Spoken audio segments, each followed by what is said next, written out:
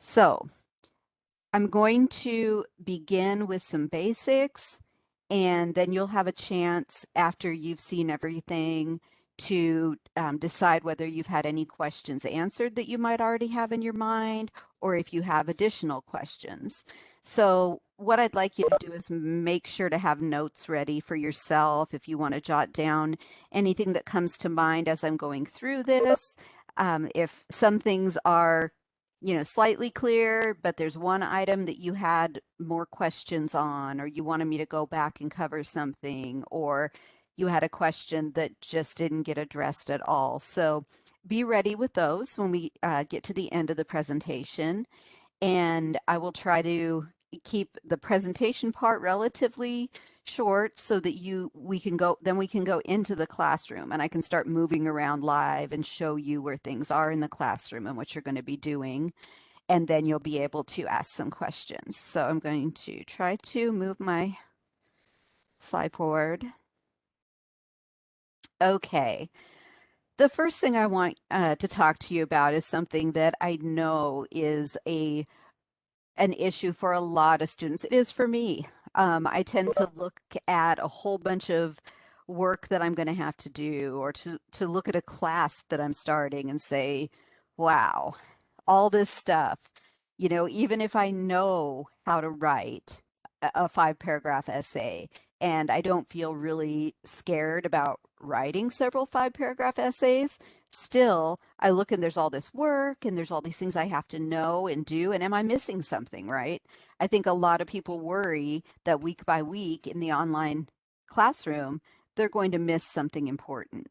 Um, but just relax and understand that your instructors are there to guide you. And I'm going to show you today the things that you will not want to miss. And you can look back at this anytime, which is nice. Anytime throughout the term, if you want to go back and look at this recording, your instructor will have it posted. Don't beat yourself up. Don't let yourself get to a big level of frustration where you feel like you don't know anything or that you don't belong here. You belong here. You're good enough. And the reason that you're taking college classes is to learn. You're not expected to come here an expert. You're not expected to come into a writing class an expert, or any class knowing how to write. Everybody has grammar issues. They may not be the same or at the same level, but everybody does. And so it's kind of an environment of support that I want you to feel with your fellow students and with your instructor, and know that you will have a lot more clarity and a lot more calmness probably within a few days of messing around in the classroom and getting stuff done and talking to each other. And so just try to keep a relaxed mindset uh, throughout the classroom every day. Talk to your instructor, talk to others. Keep yourself not overwhelmed with anxiety, and take care of your mental health by knowing that you can do this. Okay, so one of the big questions is always, here's my class, what am I going to do in it? And for English 117, I kind of touched on already that you're going to be writing a number of 5 to 7 paragraph essays. So you're sort of practicing the same structure of essay over and over, but it's the structure of essay that can apply to everything else you do. When you write a long research essay, it's going to be a lot more than 5 to 7 paragraphs, right? But it's going to have the same pattern internally, just expanded. So what you're going to do in 117 is learn about different patterns for writing, like narrative is your first essay that you write in weeks 1 and 2. And that's really fun because you get to think about a particular moment in time in your life and narrate that with colors and sounds and people. And I have a blast when I teach this class with students who, write their narratives and share their lives or a moment in their life. Other types of patterns would be compare, contrast, cause and effect, process, so that you understand how you set up essays differently based on the rhetorical situation, on your purpose and pattern and audience and all that. I did want to stop and mention, I think I forgot, that I teach all of the English classes, not all of them. I teach all of the different English classes with many of my colleagues here. But I am the course lead for all the English courses. So I do the big group meet and greets at the beginning. Okay, so what you're going to be doing then to achieve that is completing an essay every 2 weeks, each in a different pattern. So that makes 4 essays. Your first one is going to be narrative in weeks 1 and 2. And what you'll do in odd numbered weeks, like 1, 3, 5, and 7, is that you'll do some sort of pre-writing or planning for the upcoming essay. And then in all of the even numbered weeks, you're going to compose the full essays. So that's one thing I like about this class too, is that it's not constantly switching up on you. Same pattern, same pattern, same pattern, same pattern. The only difference is that in the odd numbered weeks, the type of pre-writing or planning that you do switches up. So you learn a bunch of different kinds of planning and pre-writing. You are going to write all of these essays without sources to establish your voice in writing. Um, this is a good way to learn how to develop detail on your own, to develop examples on your own. And that way, first of all, when you do write research essays later, you will know how to develop ideas on your own and then use your research as support for those ideas instead of the less successful approach that a lot of people do if they haven't been exposed to this, which is researching and then just putting all your research together and calling it your paper. This helps you to learn the process of writing your own stuff, generating your own ideas, and then research becomes a voice that is added to your voice later on in other classes. But in this class, there is no research. Sorry, I didn't mean to go forward. I've had, there we go. Sorry, I've had issues with moving forward and back today. And then every week, well, I think it's weeks 2 through 7, you will learn more about some grammar topics in class and in the readings and take a quiz. Weeks 2 through 7 have quizzes. So that's 6 grammar quizzes that you'll have. Most of them are grammar. One is on basic APA for formatting essays. But you will also learn how to, even though you're not using sources, how to do title page, format an essay with those basic rules of margin, spacing, and all that. Pretty simple, but you have lots of examples that you can follow. And then, of course, every week you'll have a graded discussion. And that's really where the class takes place. That's where the conversations with the instructor and the other students and all that. So every week you'll have a graded discussion assignment in which you make a rich main post that follows the instructions and at least one rich reply to another classmate weekly. I'll talk more about the requirements for that in a moment, but a breakdown of your weeks. Week 1 and 2 is a brainstorming for your personal narrative and writing your personal narrative. And then you will also discuss a different pattern, descriptive. You'll use descriptive in your narrative, but you'll look more closely at descriptive and you'll take a grammar quiz. Weeks 3 and 4, you will plan and write your comparison contrast essay, also taking grammar quizzes and studying the additional pattern of process analysis. So there are going to be some patterns you study but don't write in while you're doing your planning and writing of essays. Weeks 5 and 6, you're going to plan and write a cause and effect essay, and you are going to take grammar quizzes, and you are going to do a brief foray into problem solution writing. In weeks 7 and 8, it's an evaluative essay. You're going to plan your evaluative essay, write it. You're going to take a quiz in week 7. And then in week 8, you're going to start with practicing a little bit of research and discussion as a precursor to your next English course. Now, this is what I wanted to get to. Discussion post policy is that as long as you post both of your discussion posts by Sunday, they aren't considered late. But if you post them all on the same day, you will lose 2 points. According to the rubric, you're supposed to post on 2 separate days. That being said, to get the most out of the discussion board and to really learn and be able to get feedback on, little bits of your writing, some of the planning that you're doing, whatever, I really recommend posting as early in the week as you possibly can, checking in if you can every day, see what other people have posted, see what your instructor has posted. I personally post a lot of tips in the discussion board. And it's also a learning process. It's the classroom. It's where you get to talk to your classmates, see what they're doing, respond to what they're doing, have your instructor responding to you and you responding to them. So I guess that would be the big piece of advice that I would give based on all of my experience teaching online over the years is to take the discussion board seriously and think of it as the classroom and be there, regardless of when you're making your posts.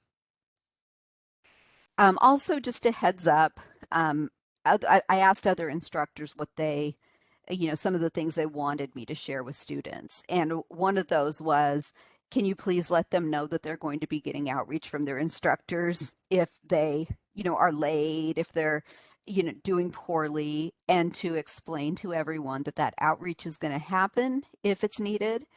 And it's all because we want you to succeed and we want you to pass. And, say weeks 1 and 2, you're doing the work, but maybe scoring below passing. And we want to kind of nip it in the bud and say, let's see what we can do to make sure that you're going to do better and pass. Or if you, disappear for a week or something like that. So you will get different forms of outreach and just kind of take that in stride and know that it's all part of Chamberlain care for you. Okay, in this class, you do not use sources in your essays. And when you think about that in conjunction with plagiarism, basically don't use sources in your essays. You are not allowed to. If you do, your instructor will be able to see because all of your essays go through Turnitin. And there should be nothing from sources, nothing cited, and obviously nothing uncited in your essays. Although in discussions, you are required to cite. So you'll have sample discussions and you'll see how it's just a really simple process of citing. You may have taken courses already where you had to cite in discussions. You all pretty much should know the definition of plagiarism. There's a couple forms it can take. You could be using sources and just not giving them enough credit through citation and quotation marks around exact words. You could also be borrowing from other people, waiting until the end of the week to post your discussion because you want to kind of compile what everybody else posted instead of actually reading and doing it. We've seen that happen. But for the most part, everyone understands the big value of doing your own work, not just so you don't get in trouble with plagiarism, but because you learn. If you don't do your own work, you're not learning. And it's actually so much easier to do your own work than to constantly be trying to figure out how you can get around doing your own work. And I'm sure you've all heard that before and experienced, it before from instructors your whole life. So don't plagiarize. Okay. Some keys to success, some that came from me and my years of teaching, and some that came from the other English faculty, some of whom may be your faculty this term. One is to always read new announcements, new discussion posts by others, including your instructor. A lot of students get to Sunday of a week, say somewhere in the middle, week 3 or 4 or something, and they come to me and say that they're really lost and they don't know what they're supposed to be doing or what am I talking about when I say this. And that's fine. We're here to help. But you don't want to be that student on Sunday who's just stressed out and don't know what you're doing because you just haven't been in the classroom and haven't read anything. So always, if you can daily, at least pop in to see if there are any announcements. You might have it set up so that you get notifications via email if there are new announcements. Check for new discussion posts. Your instructor will often give you tips that are way helpful or post examples that are way helpful in the discussion area. You might have a perception of what the assignment is or a perception of what you're supposed to do with the assignment. But if you go into discussion and look at conversations with others and your professor, you might say, oh, aha, I see now. I was wrong about how I needed to approach that. So it's just a really important thing to do. And then I'm almost ready to go into the classroom and start going through this, but every week, make sure that you go to the modules area, the week's module, and read, study, and do everything in the module. That's where it's at. If a student says to me, I just don't understand where I'm supposed to be going or what I'm supposed to be doing, really the one answer is go to modules, to the week's module. Start at the beginning and go through it and do everything. It gives you, your reading assignments and all that. And then, of course, take your time with every step. Don't try to rush. Use the resources you have available, like your instructor, first and foremost. Also, we have a student resource center, a writing center, and there are suggested readings in the modules if you need to understand a concept a little more deeply, or if you feel like you are learning the information very quickly and you want to challenge yourself more, there are those additional resources to help you with that in the modules.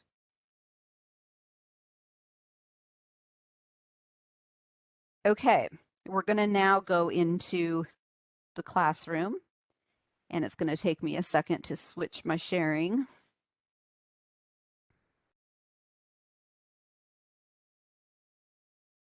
Looks like here's where I want to be. Okay, making sure I'm sharing correctly. All right. I'm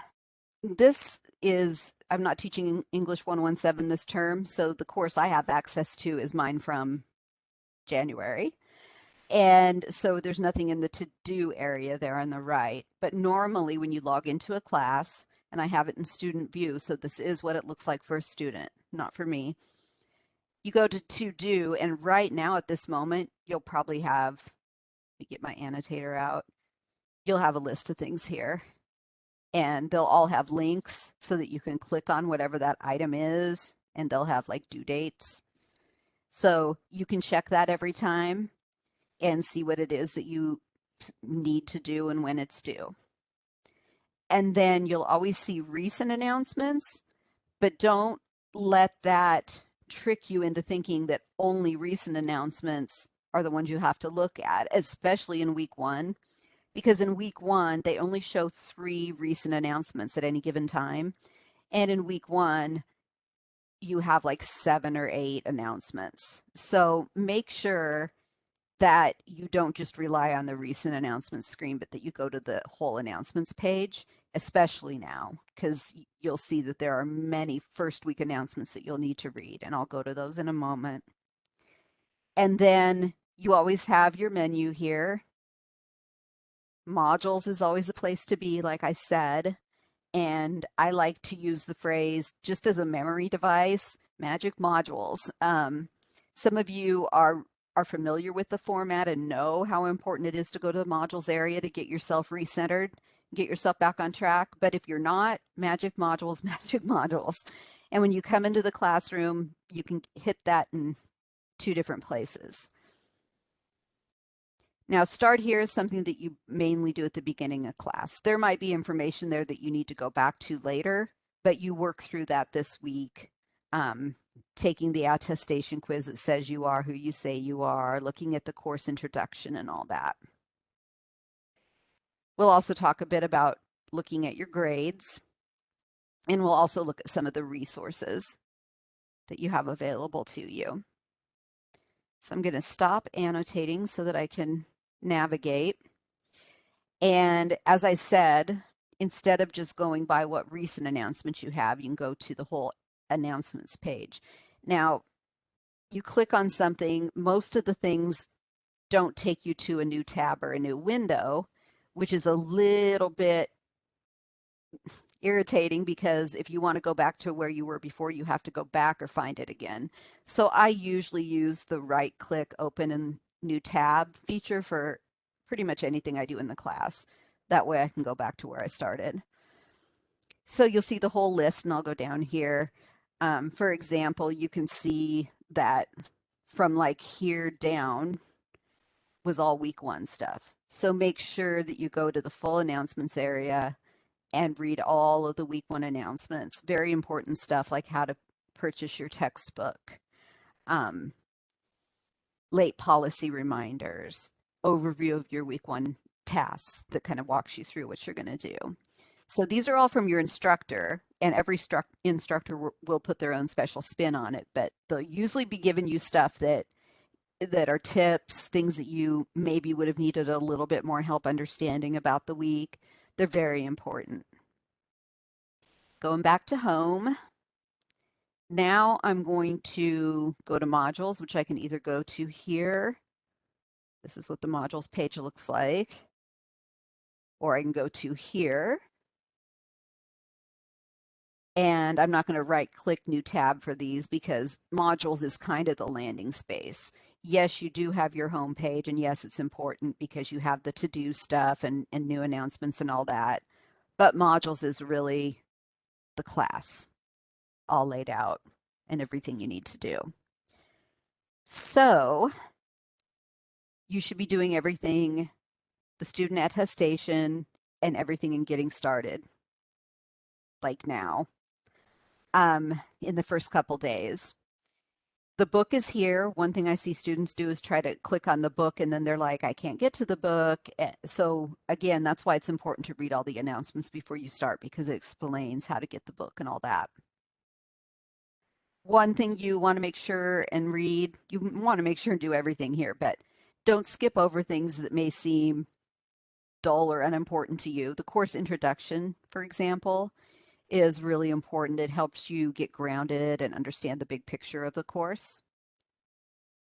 And then when you get into each week, the weekly introduction is also very important. Don't skip that. It gives you everything that you need to know to be successful in the week. So I'll just start by looking at, you scroll down, this is everything you have to do each week. Right now, between now and Sunday, you just have to do everything in this box after you finish the getting started stuff. But you have to do everything in the week one box, and you can either proceed through with arrows at the bottom of the pages once you start, or you can do the right click open, but it will start with the week one introduction. Every weekly introduction will have important information in the paragraphs that start. And then every class that you have, not just this class, but this is the weekly green box is what I call it, where it tells you what your reading assignments are, when they're due, and all that. This is pretty much the only place where you get your master textbook reading assignments. So make sure that you always go to the introduction area in each module when you start the week, read it, note what all is due and when it's due with the green box. So now I could either just kind of proceed under the assumption that what comes after the introduction is usually the lesson. And oftentimes that works just fine. And so make sure that you read the lessons carefully. You'll have a couple of lessons in most of your weeks. One will be about the writing mode that you're doing, like narration. This one gives you the overall rhetorical situation because you're starting to learn about writing patterns in week one. And one will give you any grammar information that you need for the quiz that week. Week one doesn't have a grammar quiz. So it's all learning about rhetorical patterns in general and specifically the narrative pattern. Everything that you read here is intended and is written by the content creator to match exactly with your assignment. So Everything you need to do a really good job in your discussion and on your assignment is usually going to be in the lesson. The textbook reading is really important because it gives you more information, but if you're looking at how to do well on the assignment itself and later on the grammar quizzes, turn to the lessons for that information. Don't skip them. Now, when I get to the bottom of this, I could go ahead and click next to get to,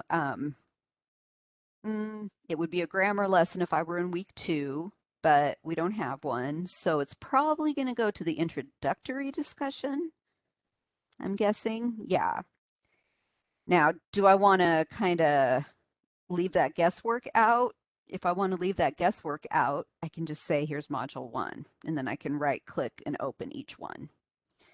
The introductory discussion is not graded, and so don't make the mistake of thinking that if you do the introductory discussion where you just introduce yourself, that you've completed the discussion. Week 1's the only week that has 2 discussions. This one not graded. This one graded.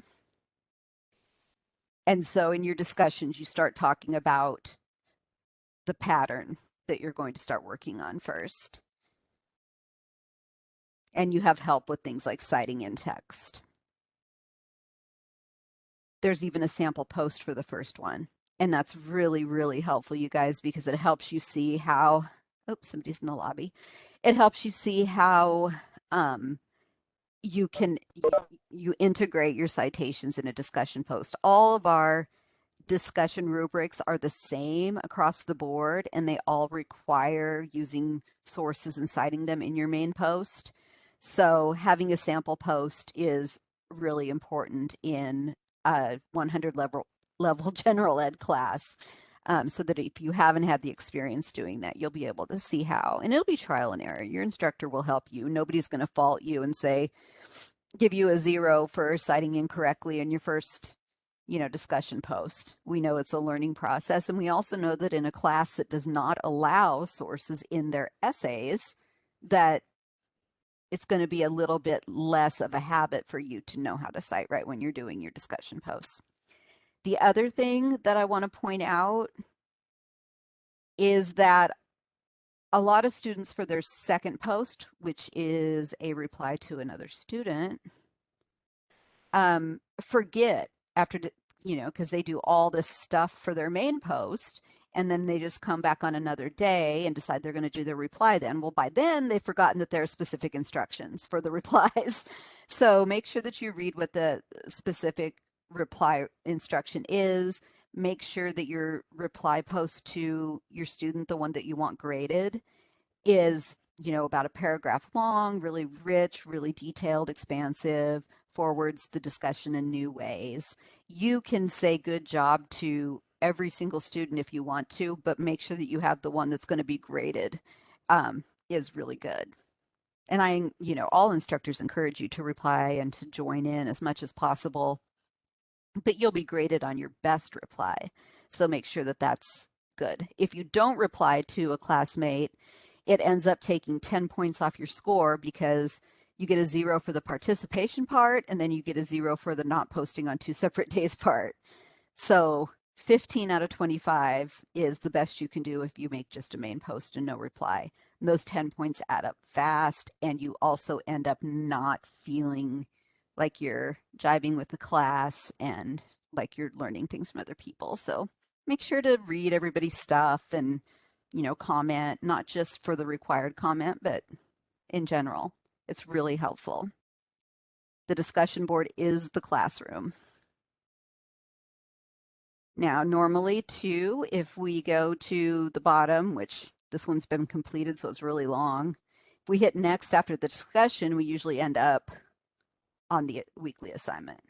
Or we can go back here and say, okay, I did my first post on the discussion.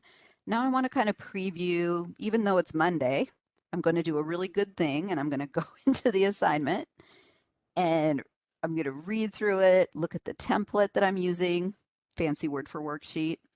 I'm going to look at the assignment sample. I'm going to look at the resources, everything. I'm going to read through the instructions, all the bullet points, all the numbers. I'm going to look at the rubric by which I'm going to be graded. And I'm going to see in the quote unquote bad right column, what are some missteps I could make over here that would cause me to lose points? And then what do I have to do to get full points over here? And again, one thing that's really helpful about this class is that you have not only a worksheet that tells you what to do every step of the way and tells you how long each section has to be, you also have a sample for every planning week for all the odd numbered weeks. And I would open this up. Sometimes, oh good, it's going to do a preview. I don't want to get too excited just yet. Okay. So you have a full sample here. This is how a sample student would reply to this. And this student is talking about writing about a moment in their life where memory of, I actually wrote this because I wrote this class and I can't remember what it was. Oh, when my granddaughter had cancer. I guess I should remember that. That was, gosh, it was 5 years ago now. She's fully recovered and cancer free. She's 11. She was 7 when we found out. So that was crazy. But it was a really good event for me to, write my sample here for you all about, because I can show you how close and detailed you can start being when you think about a moment in time. So I don't write about the cancer itself or the diagnosis itself. I write about a day that she and I spent on the beach a few months before that diagnosis when we were clueless. And I write about how in memory now, how special each of those little things were with her. So it gives you a really nice example. And every odd week gives you an example of the planning template plus the template itself for you to write on. And as you can see, it guides you in a way that's going to force you into writing good narrative. It forces you, for example, here to write a lot of detail. Okay, I'm going to go back to modules. And that's really what you're going to want to do to succeed in the class. At any time during the class, don't think that just because you already read the introduction and lesson, now you're done with it and you're doing the other stuff. Go back to the lesson. As you saw, it talked about narrative writing. Especially once you start having grammar quizzes, you're going to want to probably have this open in another tab while you're doing this grammar quiz, and refer to it, make sure that you're getting things right. Grammar quizzes that you'll have weeks 2 through 7 are going to be 20 points. They're usually 10 2-point multiple choice questions. I'll do a little preview here. And so it'll be things like you study sentence fragments in week 2. You have a lesson over it. There's some reading over it in your book. And then you'll have 10 2-point questions. You have an hour. So take your time when you do these. You don't have any in week 1, so don't worry about a quiz in week 1. This is week 2. Really take your time on the quizzes. There's no reason why you shouldn't be able to get them all right if you are. Oh, thank you, Lisa. I really appreciate your kind words.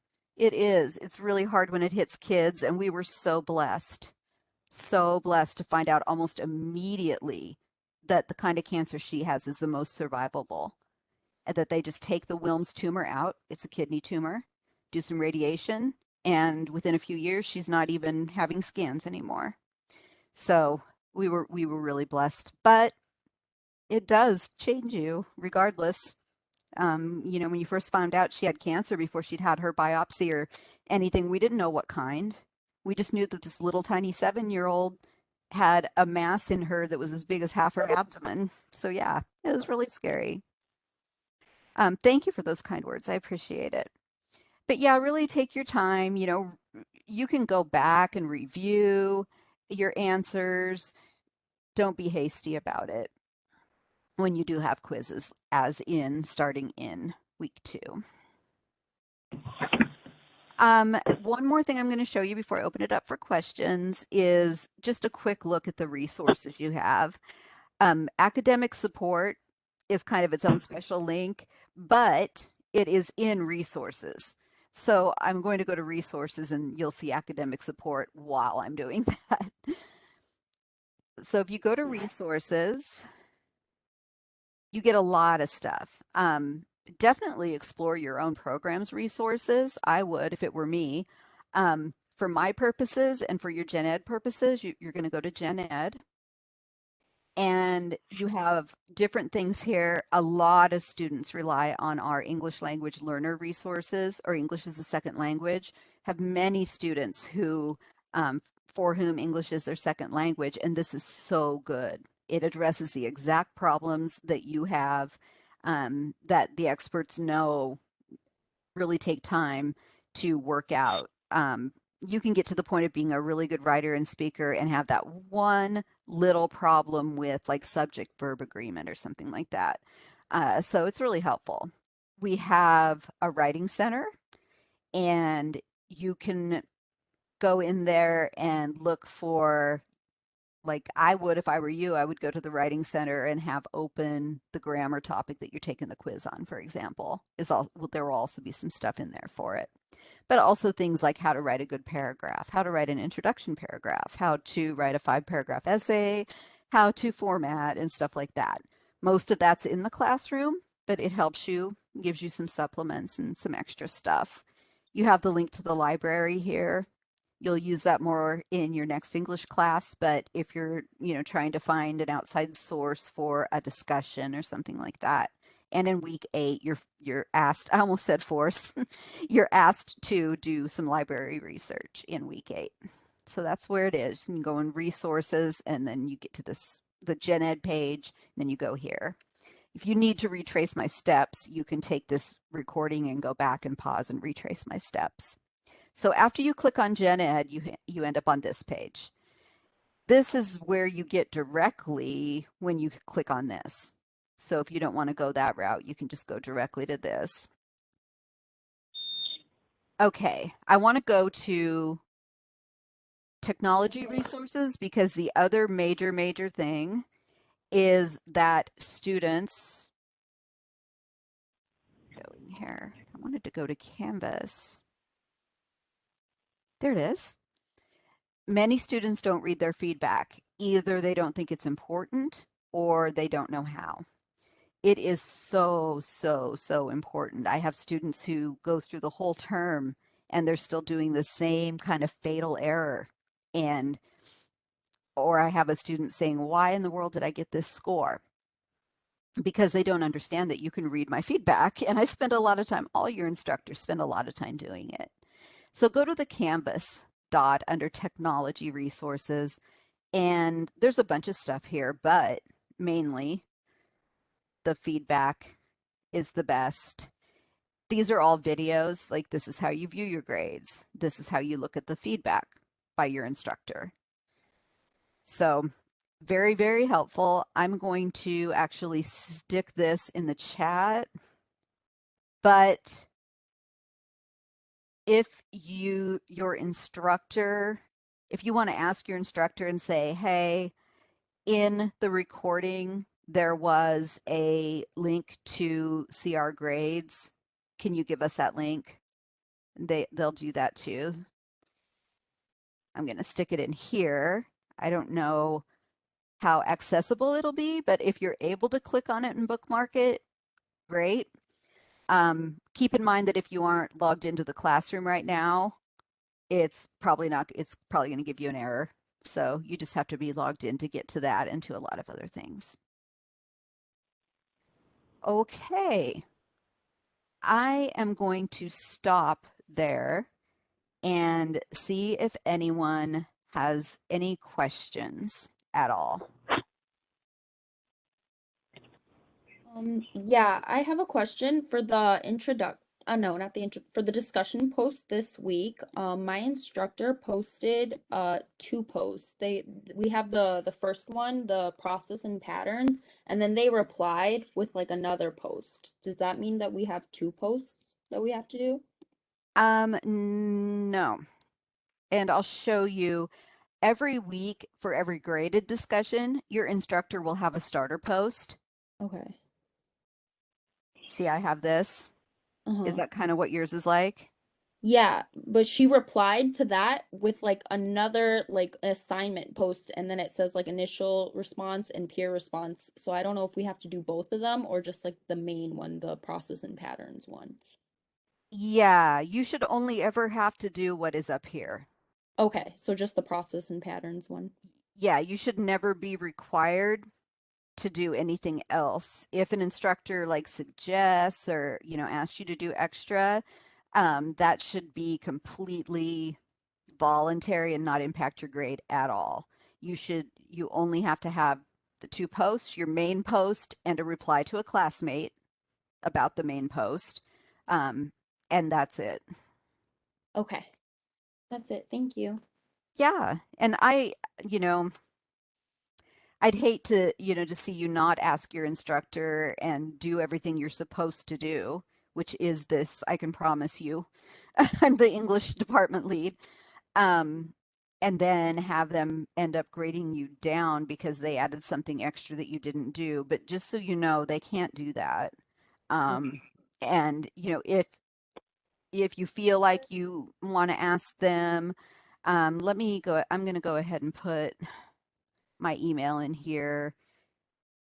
And this isn't getting anyone in trouble at all. Sometimes people just have different things and they want to understand. Um, if you feel like emailing me and kind of saying, um, this is my instructor, I can have a really quick little check-in with all the English instructors and say, hey, all, and want to make sure that if you're doing supplementary stuff that you're not requiring them and it's graded, like I wouldn't Oh, single anyone out. okay. But that might be helpful. Okay, I think I went into the wrong WebEx. Oh, English 147. Okay, I think that person left. But yeah, English 147 is in an hour and a half. Okay, any other questions?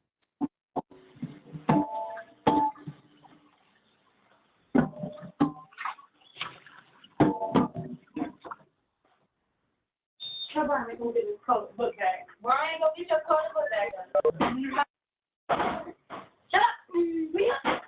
Hey guys, is there a question? I haven't, yes, I haven't bought my book yet. Do we need the book in the first week, or is there any other place where we can find resources for the first week? Because I haven't bought mine yet. You definitely should be in the process of getting your book because like you can see, I mean, these are chapters, like chapters 1 and 5 and pages 16 to 31 that you need to do the discussion. And um a lot of times those are so vast and so pointed toward a specific topic that it's hard to find like other resources for them. But if you're trying to get the book and you're having some kind of legitimate problem that's taking you a little longer, you can probably get through the week one work based on the lesson and instructions and everything that's there. Just it's really best to have the book right away, if you can. And I understand a lot of people either just have natural delays that are not their fault when they order a book, or they have delays due to finances or whatever it might be.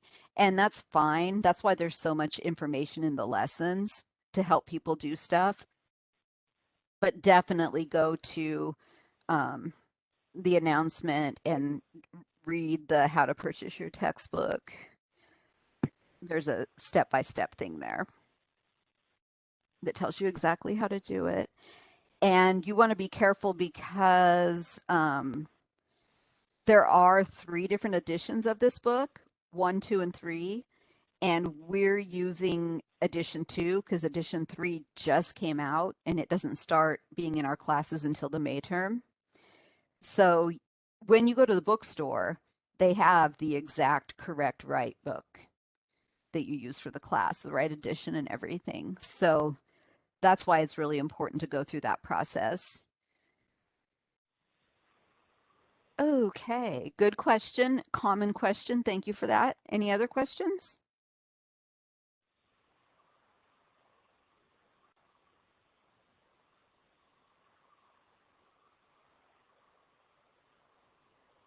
Are we going to have a weekly online class that we are required to attend, or that attendance are going to be checked, or everything is going to be pre-recorded?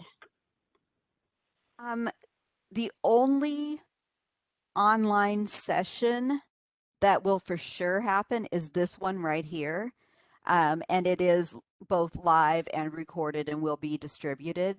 You have no other live face-to-face requirements. Your instructor will have office hours every week so that they're there if you need to talk to them. Some instructors will record videos to help with the week's material and post that in an announcement. Not all will. That's kind of, something if your instructor wants to do that. But the entire class takes place asynchronously in the where you submit your assignments and where you go in and post discussion posts and reply to other people or take quizzes or whatever. Your instructors might offer one-on-ones or lives. They might say, hey, all, I'm going to be on live at 7 on Wednesday night if you guys want to pop in, and I'll record it and share it with the class.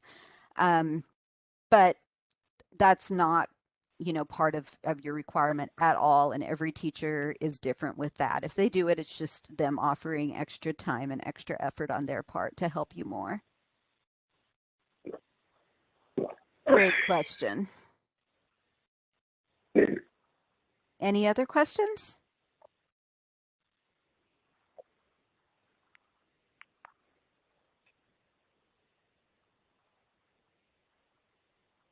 We do not have a final exam, right? It's just the last coursework towards the end in 8 weeks, and that's it. No exams. That's correct. A lot of your more traditional nursing classes will always have a final exam, but gen ed classes often don't. And this is a class that does not have any kind of like major midterm exam or major final exam. It's just an essay due in weeks 2, 4, 6, and 8. And in week 8, you have an extra assignment, and all it is a reflection on the class. It's very informal, but it's short, informal. You have to submit it as an assignment where you reflect on different aspects of the class, what you learned, how you'll use it going forward. It's just that one extra assignment in week 8, but there is no final exam. The only quote unquote examish type things will be those grammar quizzes in weeks 2 through 7. And those will always be the same number of points, nothing huge, just over one grammar topic. Great question.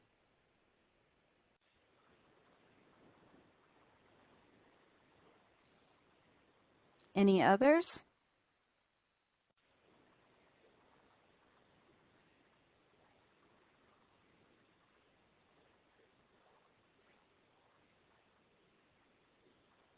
Okay, well, you have my email. Your instructor should be your first point of contact, obviously, because every instructor does things their own way, although they can't change the rules and the requirements. But if you ever have a question in general with me leading the English department, definitely feel free to use my email too. You have a team of people here willing to help you and ready to help you. Thank you so much. Thank you. I appreciate it. Thank you all. I really appreciate you all being here today. It was great getting to meet some more of our students. So have a wonderful first week and take some time tonight to relax and chill. Thank you. You can. Thank you, Dr. S. Thanks, everybody. Thank you. Thank you.